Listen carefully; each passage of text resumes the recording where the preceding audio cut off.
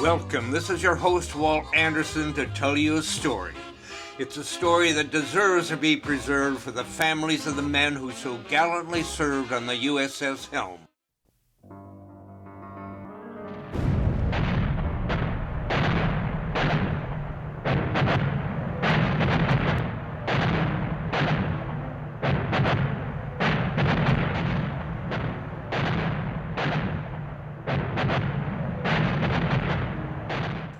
There were two separate strikes lasting over 2 hours.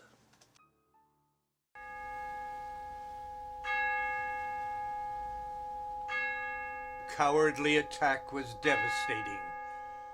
There were 2,895 casualties, 2,117 deaths. 14 warships were sunk or seriously damaged, 8 of which were battleships. 3 were cruisers and 3 destroyers.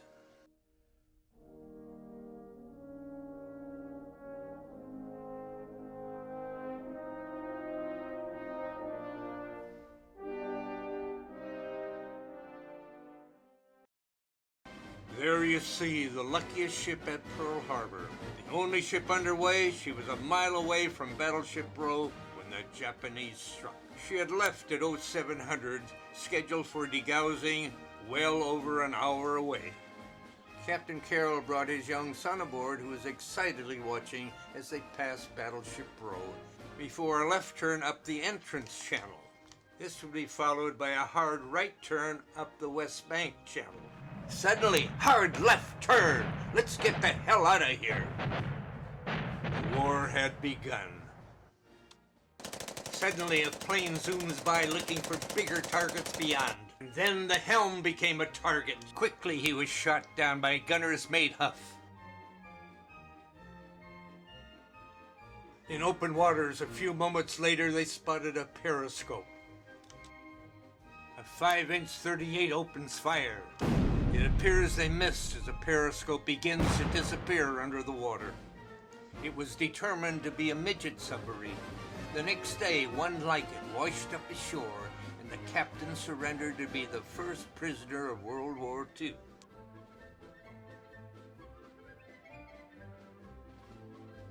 Radioed the Coast Guard to get his son out of the battle area. The captain had radioed the Coast Guard for help. Of all days, he had brought his 10-year-old son aboard and needed to get him to safety. A rendezvous was arranged for a quarter-mile off Waikiki Beach. Unlike this scene, it was completely deserted. As the world was exploding around him, the brave son tried to remain calm, reading the Sunday comics. He knew the rendezvous would be very soon. Luckily, he was transferred safely just a few moments before another attack. 2 bombs were dropped. Luckily, they were near missiles, but they caused quite serious damage. Yet damage control kept the Helm moving. And then, suddenly as it began, it was all over. Captain Carroll received orders to patrol for submarines, possibly other attacks. During the hour crossing the harbor, the motor whaleboat crews followed in the wake. This way they could be immediately ready to tie up to the degaussing buoy. Exactly at 0800 they were caught in the middle of the stream. They scrambled ashore while the Helm escaped to the open sea. Safely ashore, they would become the next 2 days unsung heroes as they pulled countless survivors and bodies from the bloody oil-blackened waters of Pearl Harbor.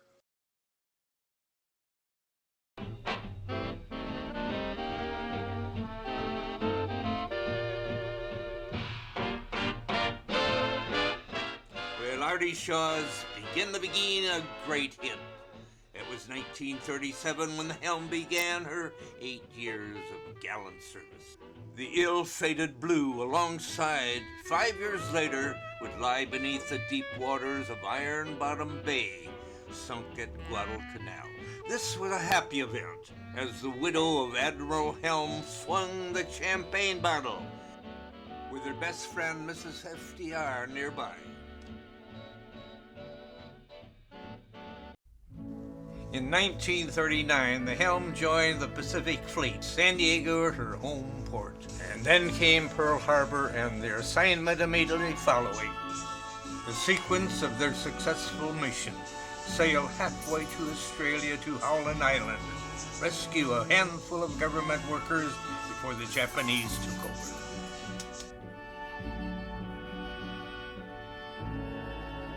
Specifically after completing mission number 1, 5 weeks later underway for Noumea, March 18th, 1942. Today's satellite found Noumea in seconds. It took the Helm 10 days, and there she is, prepared to refuel before the next destination. First, it was the New Hebrides, where battle forces were forming. All of this a prelude to the event that changed the course of the war, the Battle of the Coral Sea. The results would forever save Australia from any further invasion attempts and become American morale booster. It proved Japan was no longer invincible.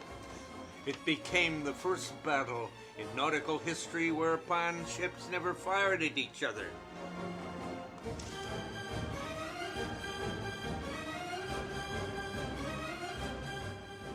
The legendary USS Lexington was a casualty of the Japanese torpedo planes. The Neosho, sunk by Japanese dive bombers. The ill-fated oiler survived Pearl Harbor, but not the Coral Sea.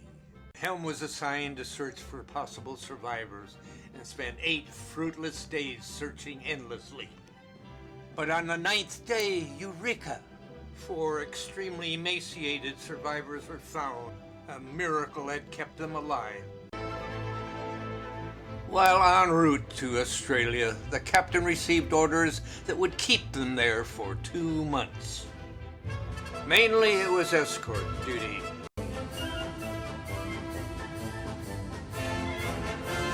Amazingly, they arrived without being detected, and then split into 2 groups as per plan. The landing area would be to the right of the smoke.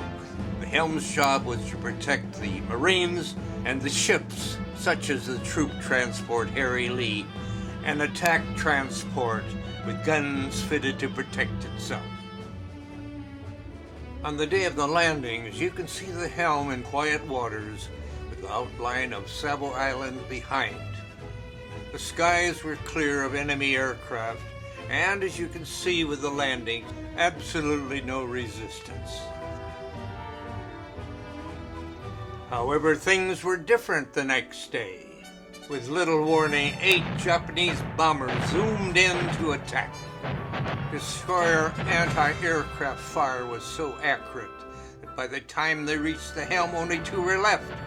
The Helm quickly shot both of them down, and not a single Marine or troop ship was touched, all because of the destroyer protection. But the next night a catastrophe would occur, and the waters would be forever known as Iron Bottom Sound. The source of the film is unclear. Perhaps it is of Japanese origin. The silhouettes you can see are probably the Patterson or the Ralph Talbot. Miraculously, the Helm and the Wilson escaped without a scratch. The badly damaged Astoria sunk 9 hours later. The final demise of the Canberra was of the almost identical time frame. The other 2, the Quincy and the Vincennes, sank beneath the waters very quickly. This young Vincennes seaman survived the waters of Iron Bottom Bay and was assigned to the crew of the Helm for the remainder of the war. And the Helm remained in Guadalcanal on high alert until the very next best thing to going home.